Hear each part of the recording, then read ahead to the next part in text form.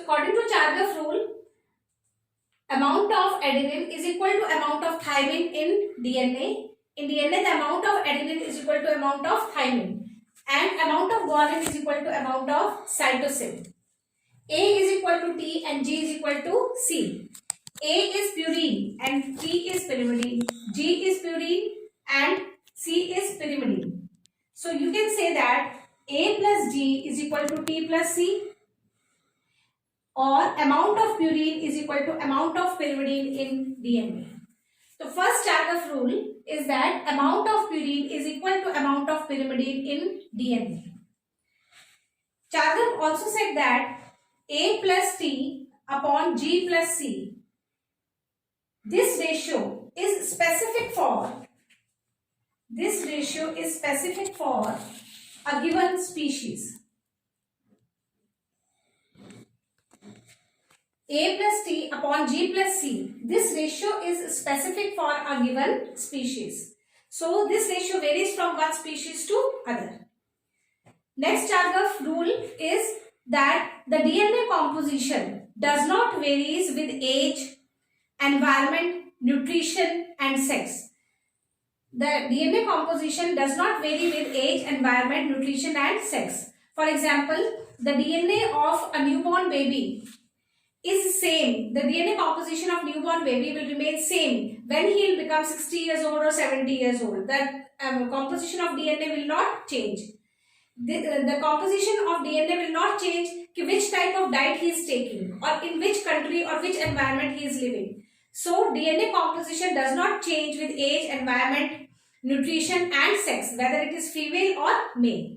It remains the constant.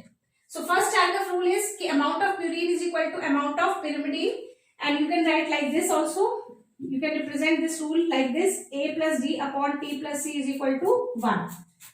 Another rule is that A plus T upon G plus C is specific for a given species. Next Chargaff rule is that DNA composition does not change with age, environment, nutrition, sex, etc. Next Chargaff rule is that the amount of sugar, deoxyribose sugar present in DNA is equal to the amount of phosphate group. The amount of sugar is equal to the amount of phosphoric acid present in DNA. So these were the 4 rules provided by the Chargaff. By studying these Chargaff rule and using extra diffraction pattern developed by Rosalind Franklin and Wilkins, Watson and Crick proposed the model of DNA in 1953, and they got the Nobel Prize for deciphering the model of DNA. Now we will study the double helical model of DNA.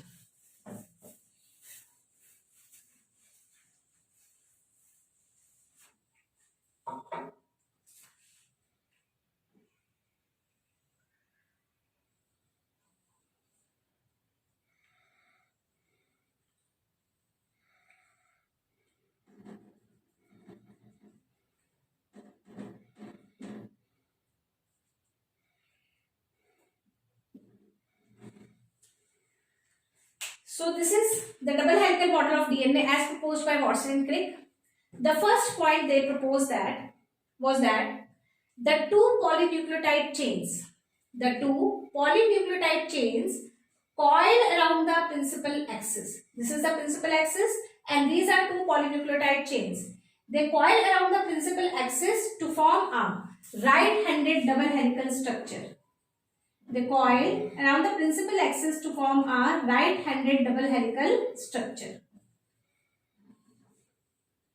The two polynucleotide chains are anti-parallel. The two polynucleotide chains are anti-parallel. What do you mean by anti-parallel? Means if one chain runs in 5' to 3' direction, the other chain will run in 3' to 5' direction. This nature is known as anti-parallel. Therefore, the two polynucleotide chains are anti-parallel in nature and they are complementary. They are known as complementary chains. Why they are known as complementary? See children, in DNA, adenine always pairs with T and guanine always pairs with C. A always pairs with T and G always pairs with C. So, if I write the sequence of one DNA strand like this, the sequence of other DNA strand we can write easily. The other DNA strand will be antiparallel, that is 3' to 5'. A will pair with T, so in front of A, T will come. In front of T, A will come. G will pair with C, C will pair with G, and T will pair with A. So this will be the sequence of the other polynucleotide strand.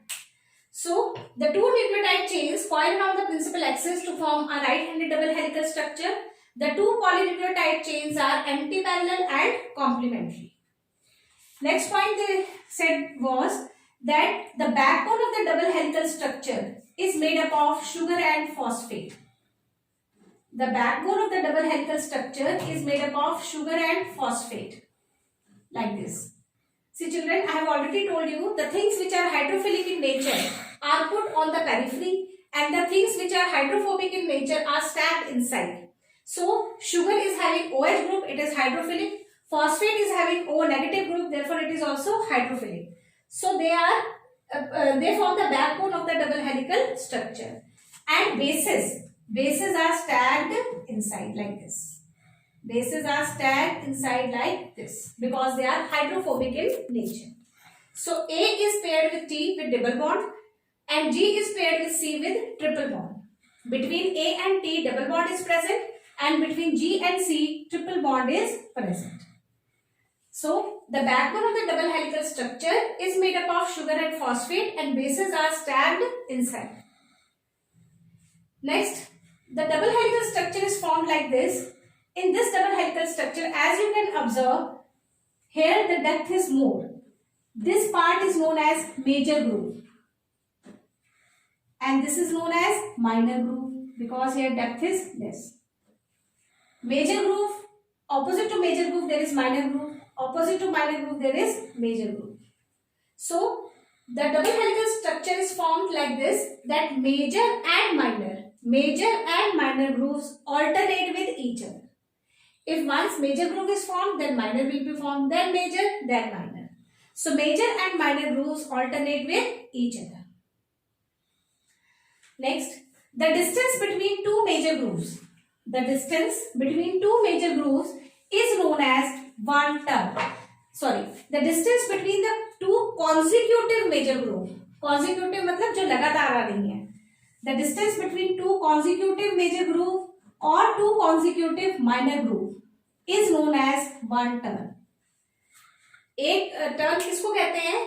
जो distance दो लगातार जो major groove आ रही है उनके बीच का distance या दो लगातार जो माइनर ग्रूव आ रही है उनके बीच के डिस्टेंस को 1 टर्न कहते हैं. The length of 1 turn is 34 angstrom or 3.4 nanometers.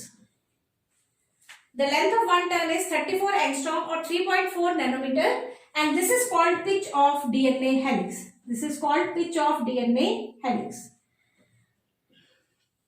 This 1 turn has 10 base pairs.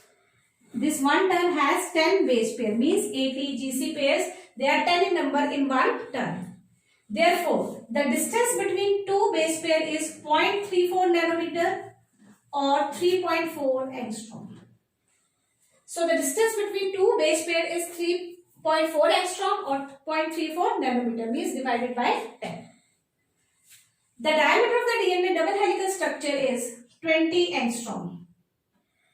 The diameter of the DNA double helical structure is 20 angstrom or 2 nanometers.